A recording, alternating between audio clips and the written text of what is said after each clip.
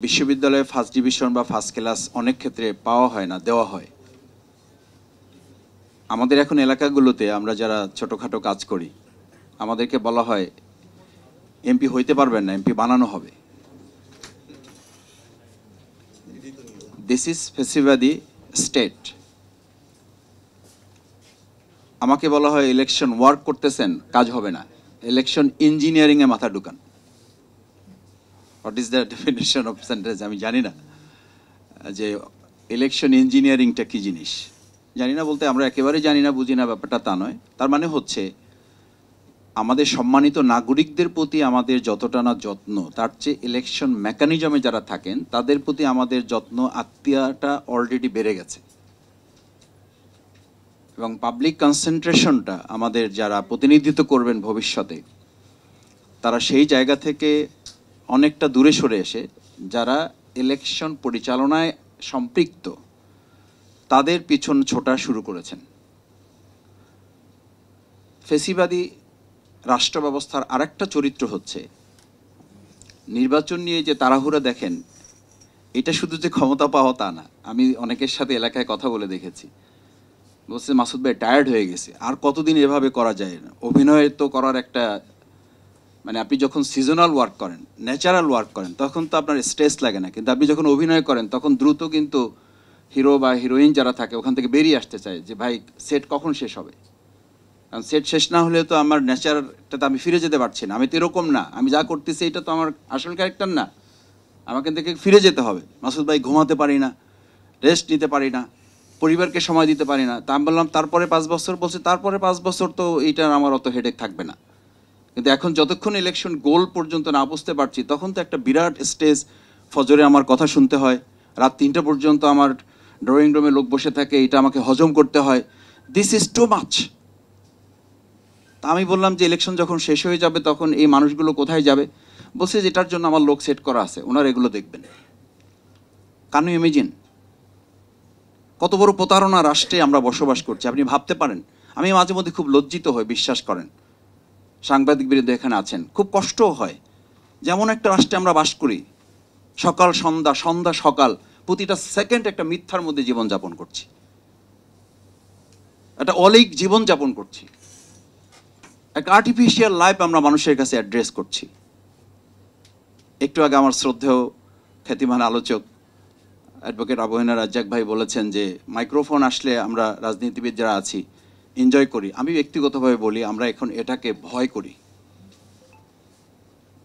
অসম্ভব ভয় করি।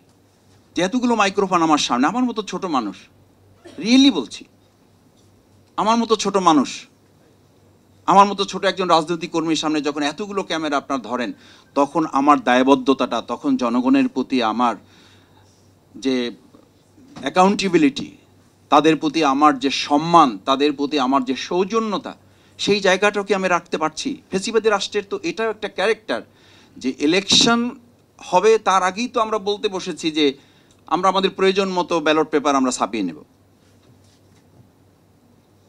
আমরা তো ইলেকশনের আগেই বলতে বসেছি যে ইলেকশন কি হবে হবে না, আমরা আমাদের মতো ডেট যদি দেরি করেন ডেট করে ফেলবো। আপনি দেখেন ফেসিবাদী রাষ্ট্রের আজকে আপনি ইলেকশন করতে যাবেন, যারা ইলেকশন করতে যাচ্ছেন, এমন কোনো রাস্তা আছে এলাকায় যে রাস্তায় গাড়ি নিয়ে ঢুকতে পারবেন না, রিক্সা নিয়ে ঢুকে যায় না, মোটরসাইকেল নিয়ে ঢোকা যায় না, হাঁটার মতো অবস্থা নাই।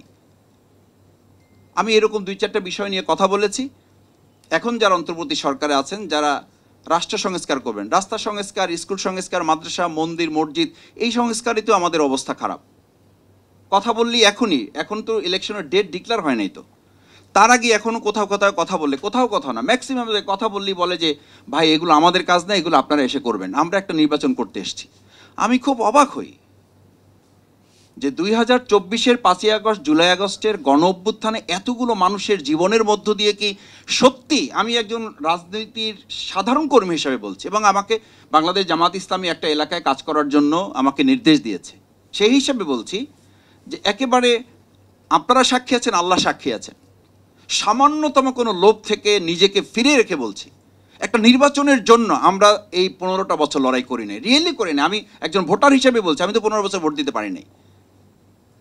এখন এই কথা বললে ভোটের প্রতি আমাদের সম্মান নাই, একথা বললে জনগণের প্রতি আমাদের আস্থা নাই, একথা বললে আমরা নির্বাচনকে বিলম্বিত করতে চাই। আরে ভাই, নির্বাচনকে বিলম্বিত করতে চান, নির্বাচনের পর কি হবে? নির্বাচনের পর তো আপনাকে আমাকে খুঁজেই পাওয়া যাবে না। আমি এসি রুমে ঢুকে আমার দরজা লক। যার কাছে ফজরের পরে দেখা করা যেত তার সাথে দেখা করার জন্য আমি শফিকুল ইসলাম মাসুদ দুপুর 12টা পর্যন্ত বসে থেকেছি। জিজ্ঞেস করতাম যে ভাই, ওনার সাথে তাকে ফজরের পরে দেখা করা যেত মসজিদে। এই জন্য এখন দেখবেন মসজিদে বক্তব্য হচ্ছে, আমাদের বক্তৃতায় আসতেছে রাজনীতিবিদদের, যে নির্বাচন পর্যন্ত ফজরের নামাজ মসজিদে পড়তে হবে। What's happening? This is very interesting. আপনি আমাকে ধর্ম ব্যবসায়ী বলেন, আপনি ইসলামপন্থীদের ধর্ম ব্যবসায়ী বলেন, তাহলে আপনি এখন নির্বাচন পর্যন্ত ফজর নামাজ আপনার জন্য ফরজ। নির্বাচন পর্যন্ত ফজরের নামাজ আপনাকে মসজিদ পাহারা দিতে হবে, ওখানে কে কি করে এটা দেখতে হবে। তারপরে কি?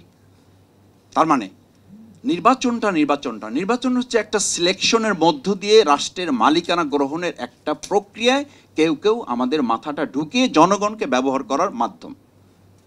This is very simple. এটা কোনো গবেষণা দরকার। আপনি সিম্পল একজন সম্মানিত রিক্সাওয়ালাকে জিজ্ঞেস করেন, একই কথা বলবে যে ভাই এখন সকাল বিকাল সালাম পাচ্ছি, কে যে সালাম দিচ্ছে বুঝতেও পারতেছি না, জবাব নেওয়ার সময় পাচ্ছি না।